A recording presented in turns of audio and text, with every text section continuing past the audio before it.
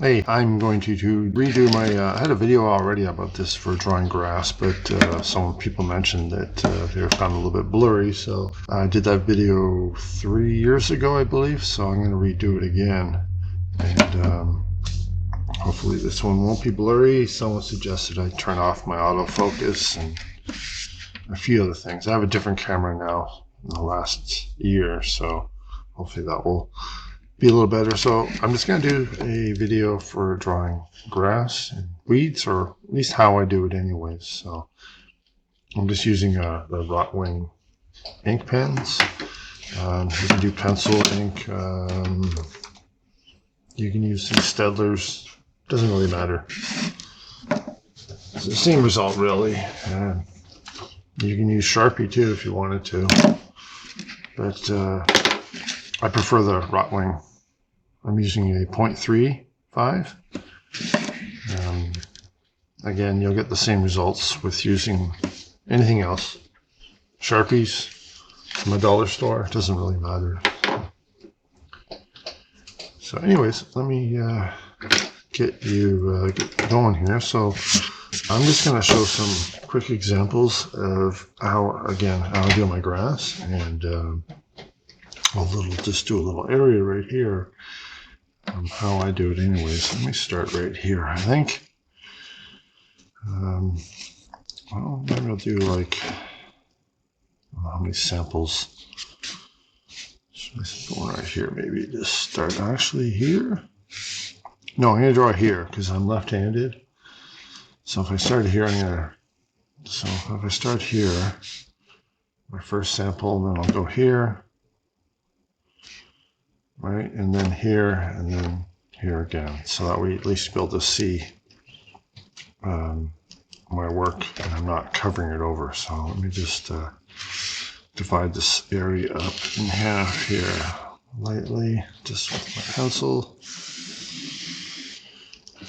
I'll make that a little bit easier to see here. I'm just going to box off some areas here. So, yeah. These are just some little framed areas I'm going to do my examples in. So I'm just boxing off these areas here, right? See that? Yeah, good.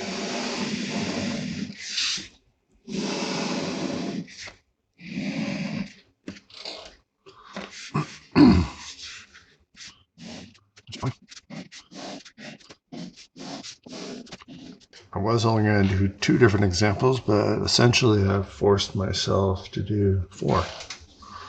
So, first one I'm going to show you here is how I like to do a field.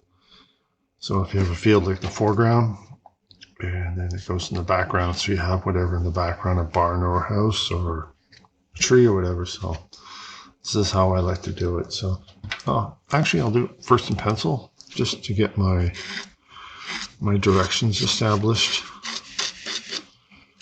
So I'll just say this is my horizon line here.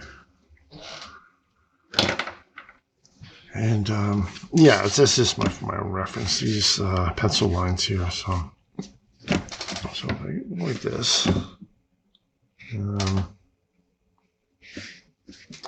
hopefully you can see that okay. It's hard not to get my hand in the way. So I'm doing like, if you could see a double line, and they come together. Again, double line, and they come together at the end, like this. And they crisscross each other, go under one another like this.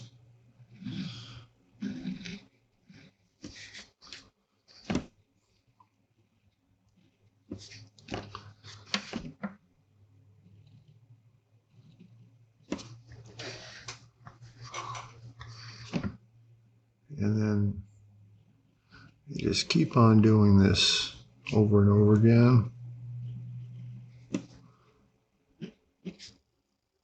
And if you want, you can go like this, right? Sometimes you'll have a piece of grass or whatever that bends over right?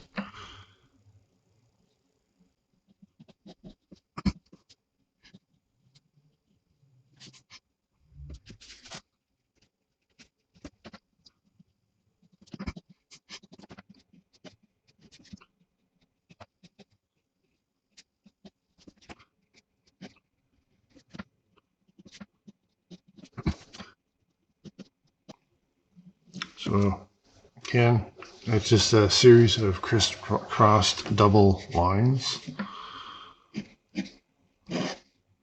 So this one I go this direction, and then this one I'll go up.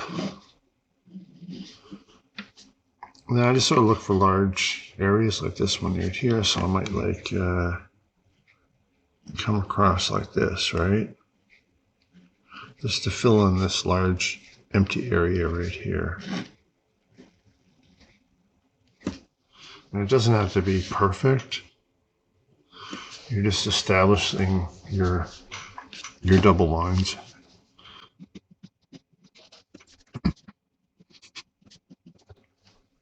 Now, as you're doing this, sort of pick a point that's, so if you break this up into, this is your horizon line, sorry. This is supposed to be a horizon line here. So if you pick an area between the bottom of your paper and your horizon line, just divide it into 3. So for example, I mean, this would be halfway, right? So third would be about here. And then a third would be about here. So what you're going to do with these double lines, try not to pass this point. So you'll see why in a moment what I mean. It's really to establish a perspective. That's the reason why you don't pass this point. It'll become more clear towards the end here. If you're still watching this boring video by then, that's hard to say.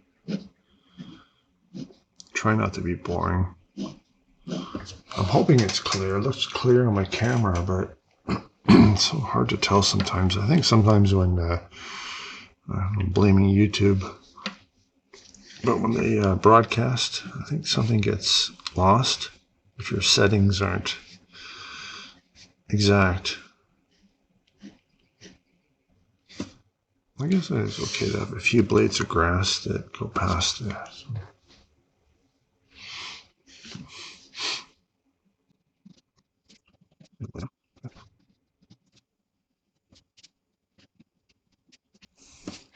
Try to crisscross them as much as possible. But at the same time, I'm kind of, with these pencil lines that I originally put in, again, that was for my own reference. And sort of imagine a field that all your grass is going to be, you know, crisscrossing each other, right? But at the same time, there's going to be, it's going to be influenced by wind and weather and everything like that. So you're going to see a subtle, you know, everything's going to more or less bend to one direction. And if you're right-handed, which most of you probably are, you're going to maybe subconsciously bend this way, right? Just me, because I'm left-handed, I always go to the left. So if you're going to the right, it's all the same. You'll have the exact same results. But again, just try to have that sense that things are going to one direction, and have the grass crisscrossing each other and diagonal to the left, diagonal to the right, and going up as well, but to the majority going this way, if that makes sense.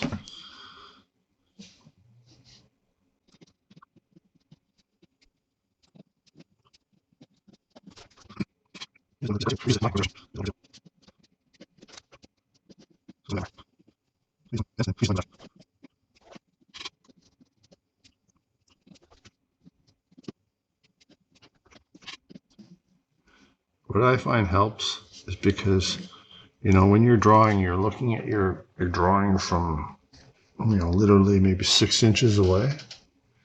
Well, most people aren't going to look at your drawing from 6 inches away. So what you're seeing is going to be quite different than what somebody who looks at your work is going to be seeing. So my point is that if you make mistakes, like when you crisscross, you're not perfect, or you overlap, or you go into your lines aren't lining up perfectly, don't worry about that. Because I mean, if you stand up, step away, look at it from a couple of feet away, then you won't notice any little subtle little mistakes or deviations.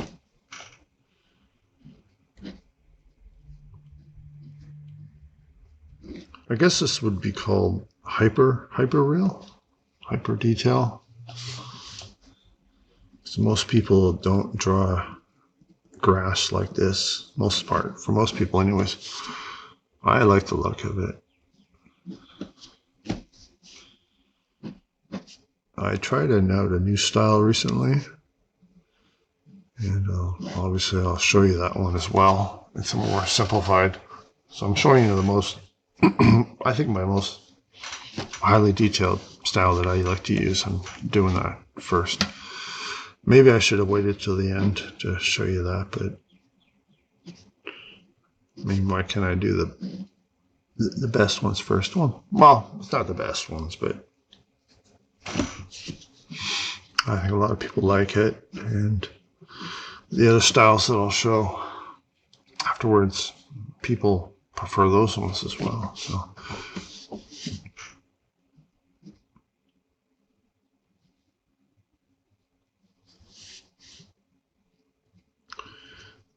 one thing though, when you're doing your grass like this, is that yes, it's very tedious, and you got to be very careful that. Let me have some coffee here. 1 second.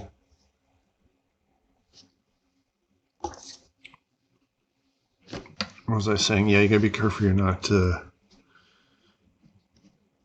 drawing and taking away from your subject. So if you're drawing like a barn or a house or an animal or a person, and half your effort went into drawing your grass, people are going to say, oh, you drew a picture of a field, right?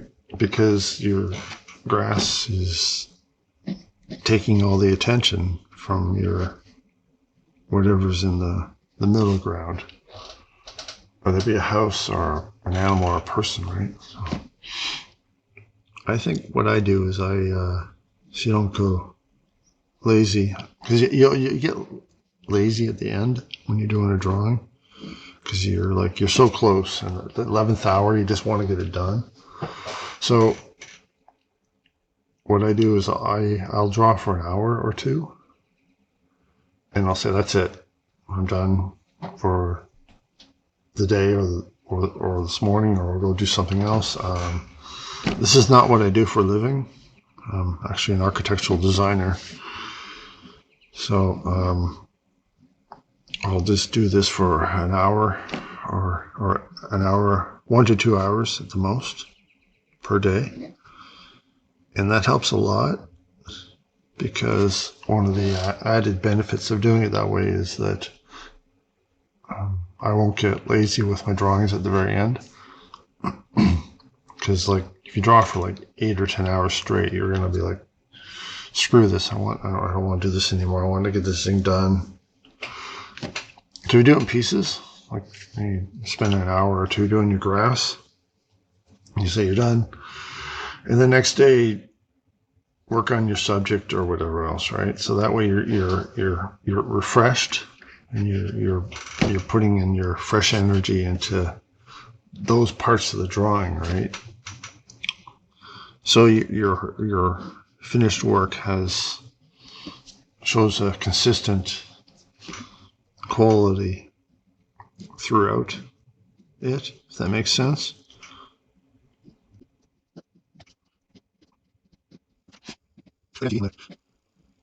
think he's from Boston or something like that. He does those, Bob does the oil painting.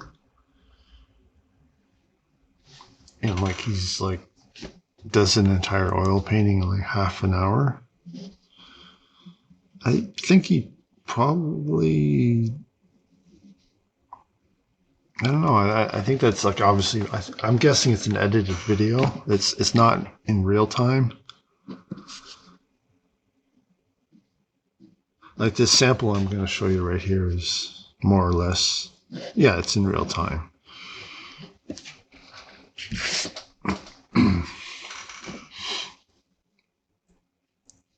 I'm not going to edit out anything unless I say something inappropriate. But yeah, what was I saying about Bob? That's his name, right? Bob the painter? Painting with Bob? I can't remember the name of his show. He says an afro. He's a soft-spoken person. And, I think how he does it. I think it was a documentary, and I think he does like when he does like an oil painting, it'll be like the one he's doing is like that's like number 10. Like he's done it like 10 times off camera, and I think that's how he's able to just whip it up because he's rehearsed it already. I think maybe I'm wrong.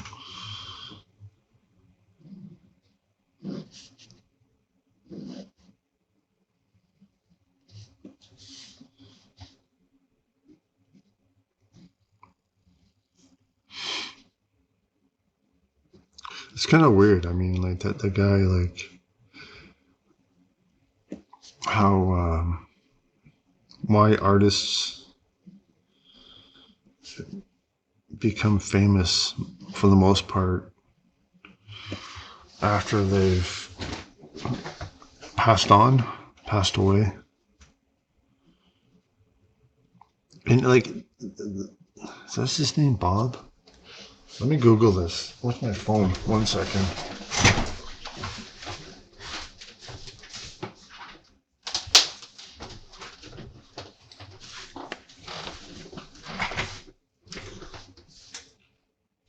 It's Bob. The Joy of Painting, I think that's what it's called.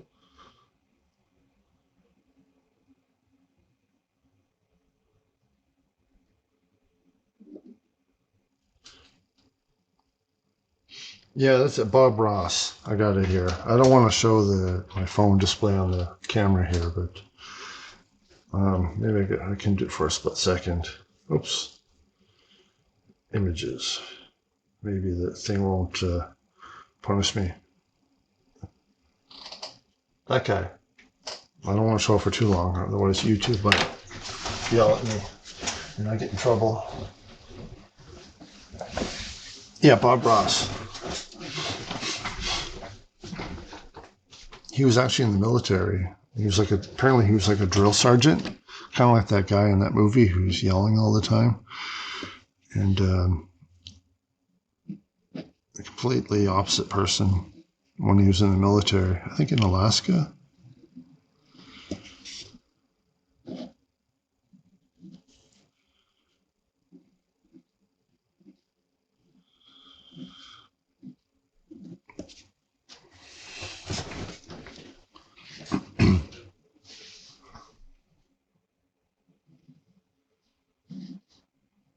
Okay, I'm almost done here.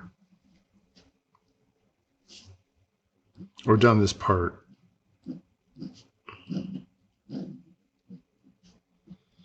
So I'm feeling my laziness starting to kick in here, and I want to get this part of it done.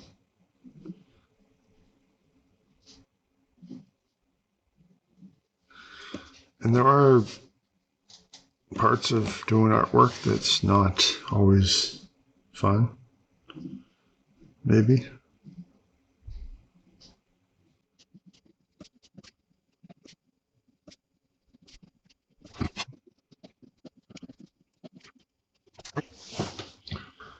So now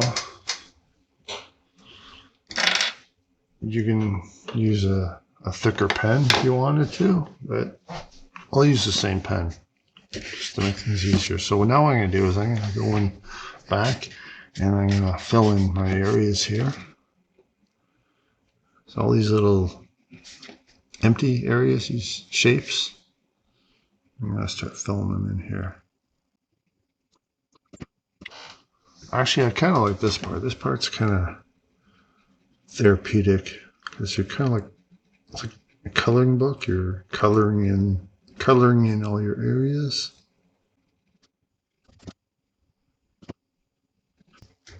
And you're only doing areas that are surrounded on all sides, like these areas here that are open. You'll leave them alone. I'll show you at the end here why.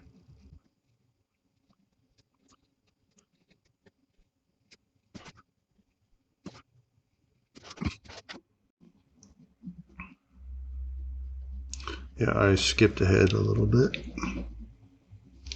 Didn't want to bore you too much.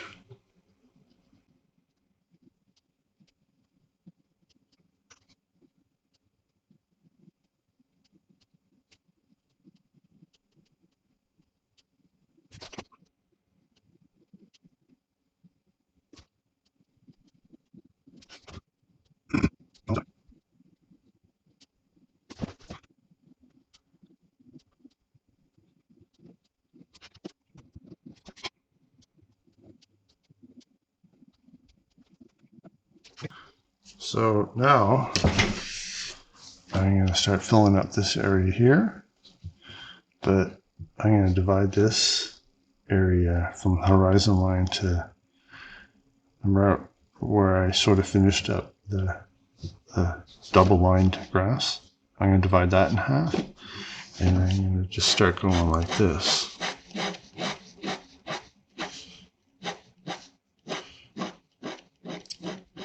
And try not to, as best as possible, as best as you can, but try not to draw over your thick grass blades. So you're just sort of almost like you're just hatching, but in one direction.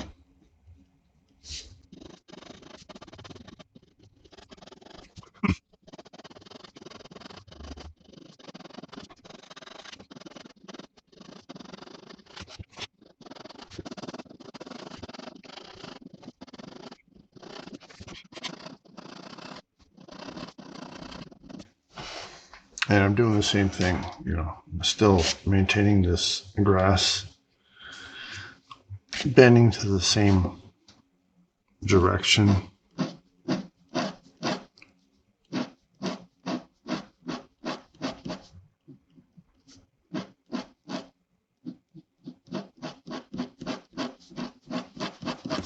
Alright, now I'm going to fill in this area up here, but this time I'm going to go a lot lighter. I tried it anyways.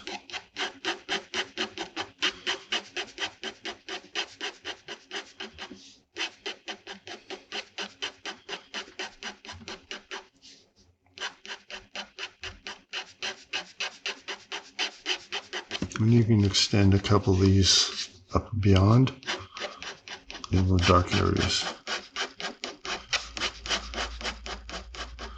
So you're kind of switching more or less, you're switching back and forth between very faded thin lines and thicker lines.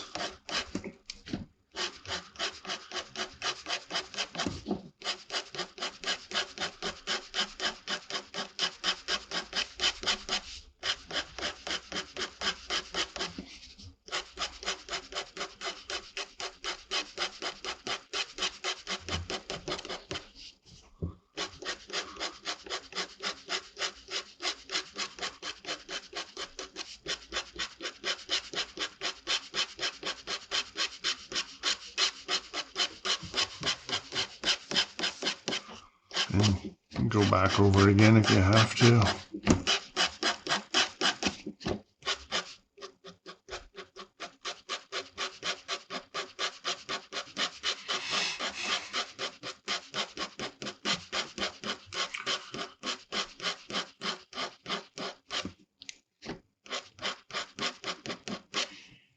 there. And you know, you can just, at the ends, you can just add a little bud here, just to give it a little detail. That's it for that one. Now for this example, I'm going to use a, oops, wrong one, sorry. Where is it? Yeah. I'm going to use a 0.5 and a 0.35. And the same general idea. Just drawing some lines just to remind yourself. Pick a horizon line. If you want, you can do a little hilly. And then divide it up into thirds. And to start, I'm going to start with the 0.5 here. Hopefully it works. Sometimes these dry out on me. There it goes.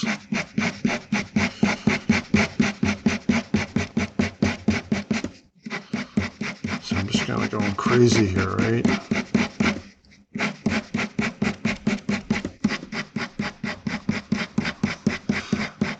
So this would be if you're not, you know, into the hyper detail. If you just want to, like, you want detailed grass, but you don't want to go insane.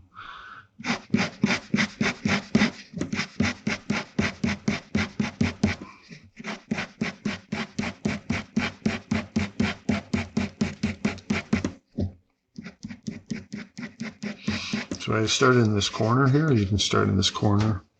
If you're right-handed, you can start here. But I started here, and what I'm doing, I'm just kind of almost going on a slight angle. And I'm just going back over top of it again.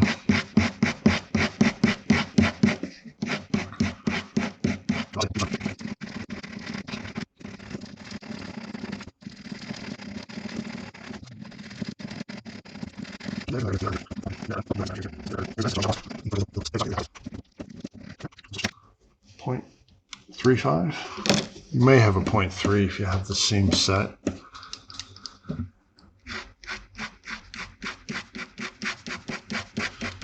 Same idea. I'm overlapping slightly but offsetting.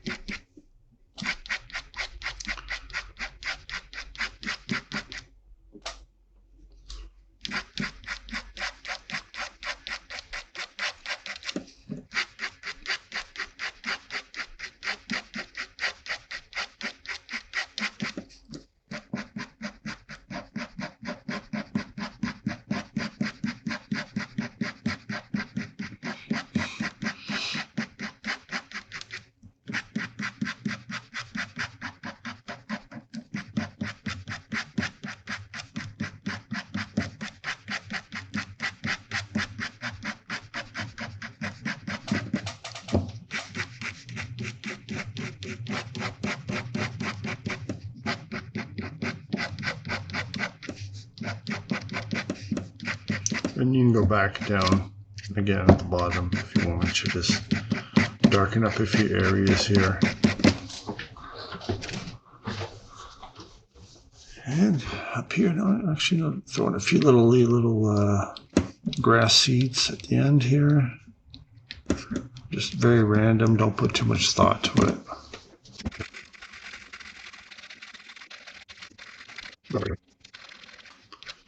And just keep in mind, if you started off what I did, a light area here sort of, just try to remind yourself of that. If you got to draw a pencil, like a bubble in pencil there, just to remind yourself, you can do that too.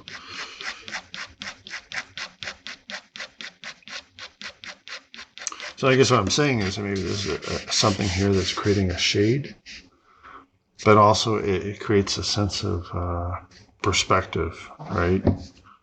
To go from dark to light.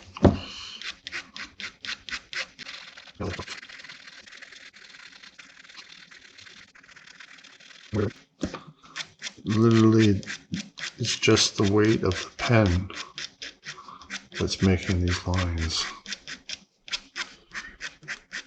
So occasionally you might have a darker and a lighter line, depending on the ink flow. But actually that can work to your advantage because it will create a natural sense. Go back over here and darken up this area right here.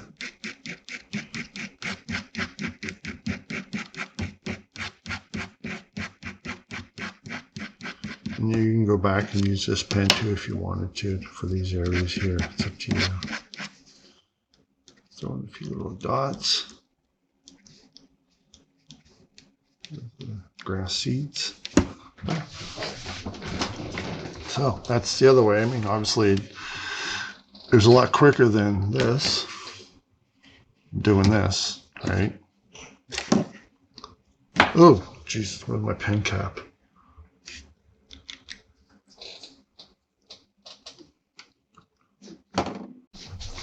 So this one here I'm going to show you is if you wanted to have a mixture of grass and weeds. Something very like scribbly, scrubby, but detailed at the same time. So I'll start off the same way as before. I have my horizon line. And it doesn't matter what you do. It can be a hill. If you want to do a little hill, you can do that too. But I always like to divide up my drawing area into thirds. And because I'm left-handed, I'm always going to go a little bit to the left. Again, that's good because it sort of simulates a natural flow, wind direction, or whatever you want to show. So I'm going to just show you some ideas here. And so if you want to show like grass that has little like wheat or weeds and grass and wheat and other little plants all mixed together, you can do that this way, right? So if I do my little stalk and I just sort of go like this, right? Oh, maybe I'll just do a guideline up like that. This is so I have something to sort of follow. So I'm just sort of drawing a little stalk of like this. So I'm very, very quick with it. Like that. Another one here, same thing.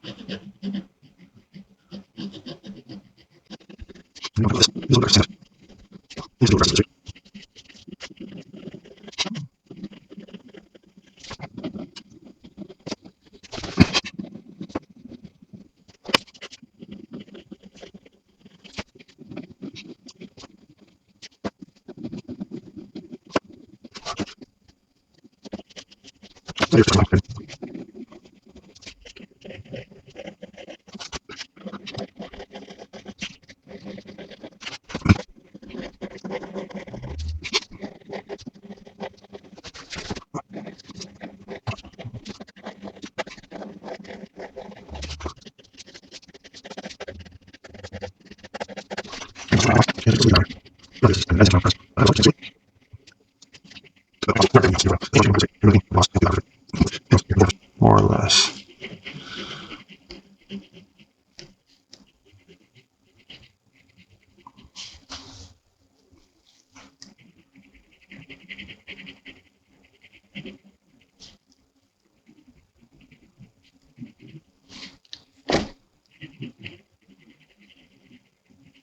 These pens, you gotta like do this every once in a while because sometimes they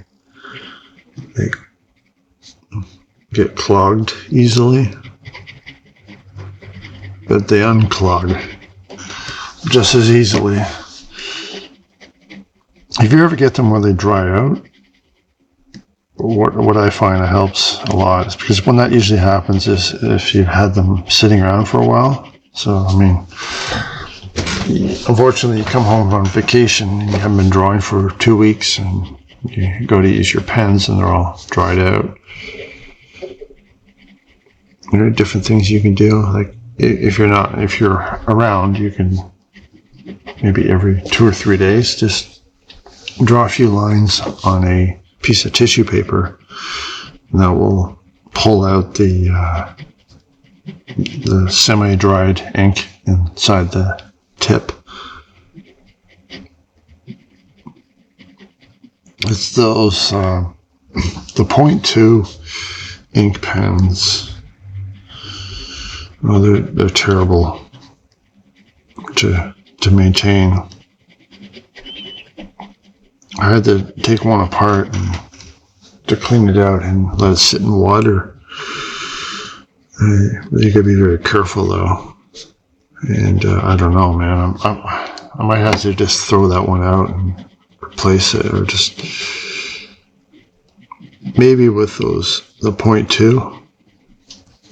I might just use a one of those felt tip for those really small details, because those 0.2 rOtring ink pens, like I got one right here, they're very, very difficult to look after.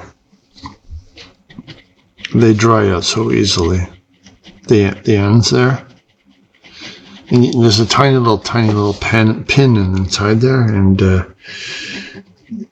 if you pull that out, yeah, good luck getting it back in without bending it. And if you bend it, then it's almost game over for those things, because you're not going to get a proper, consistent flow of ink. That's why I got a 0.35 instead of a 0.3, because this 0.35 was a replacement as well. So when you buy it like a set, you get like a 0.2, a 0.3, and a 0.5. Sometimes you can get a 0.7, I believe. But for when you got to do replacements, it's the sizes are all weird. They're like a 0.25 and a 3.5 and a 0.7, I believe.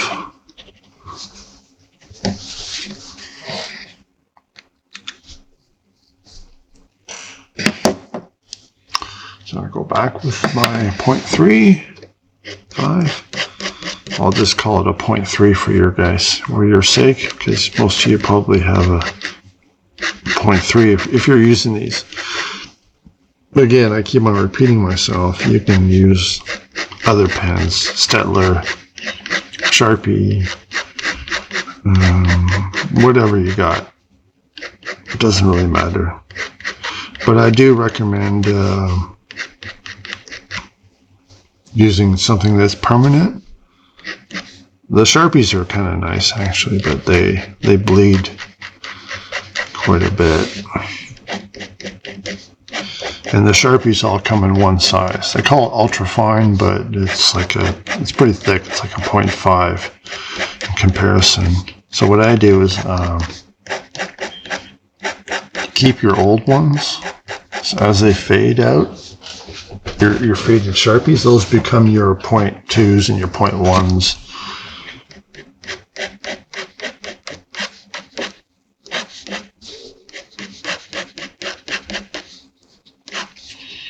Yeah, I kind of ignored my hill there.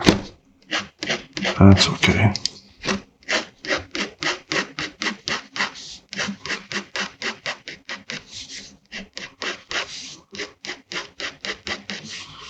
So I just draw a few little grass things at the end here.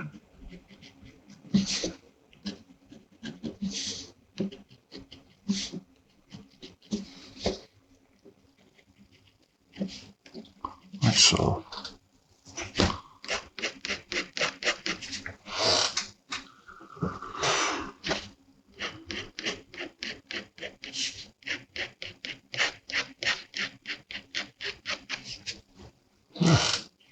You can do little things flying around if you want. Little bumblebees or whatever.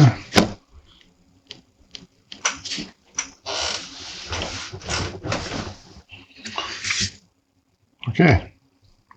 So that was my third one. And I did 4 boxes, so I'm forcing myself to do 4 examples. And trying to decide which one should I do as my fourth.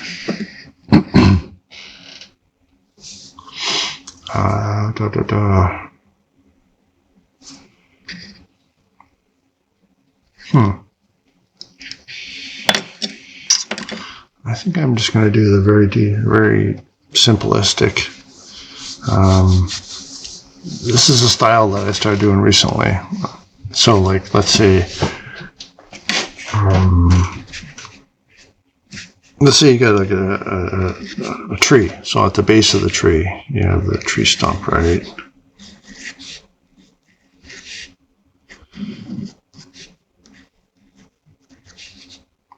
And there's your little hill, horizon line.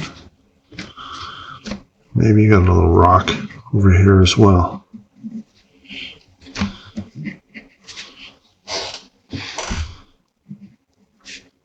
This is a very basic outline of a tree, just for representation. So you're not too concerned about, you don't really want to show a lot of detail with your grass, so you just throw in a few little lines like this, and a few little horizontal lines.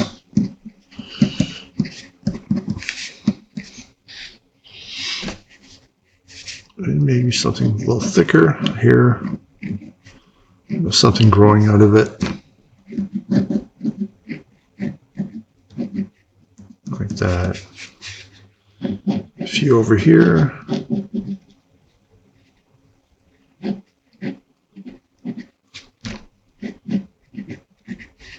few little pieces of grass and weeds and things like that. So you're just sort of lightly indicating that there's vegetation around.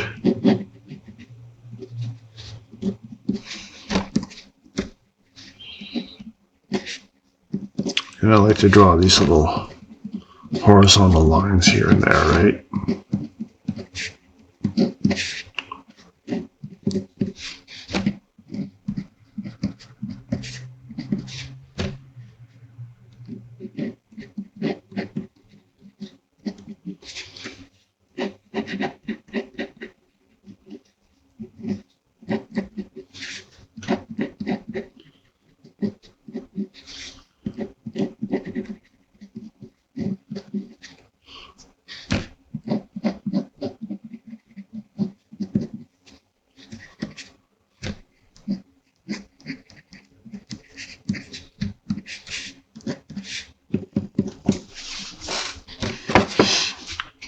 So that's like something really quick. You just do that just to give the sense of that there's grass on the ground and mixed with weeds and dirt and everything else, right? And if you wanted to, you can even go back and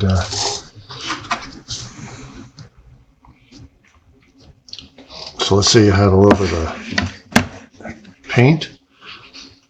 And what I do here is I just take a little bit of water in my brush, and I have a little diluted ink actually here. It's very diluted, like 1 part ink, 10 parts water. And my brush is wet, and I just do a little bit of this here, very roughly like that. To give some shadow on little dark areas where the grass is. So you can do that as well if you wish. You like to. I kind of like doing that at the very end, but you got to be very careful with when you're doing that, because what I just did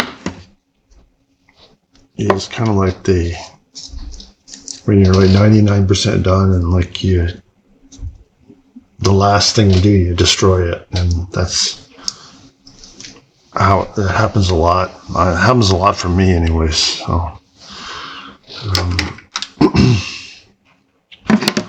I hope you maybe got something out of that, and I'm gonna start gonna get back into these tutorials, and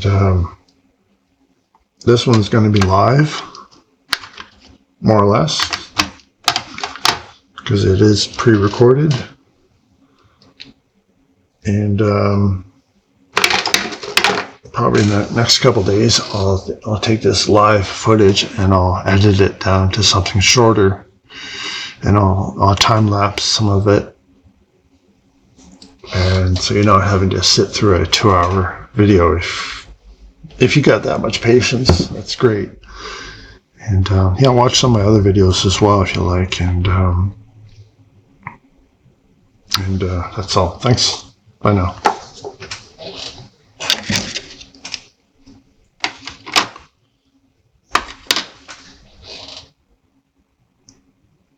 Why am I saying bye now? I'm not done yet. Never mind. I'm still here.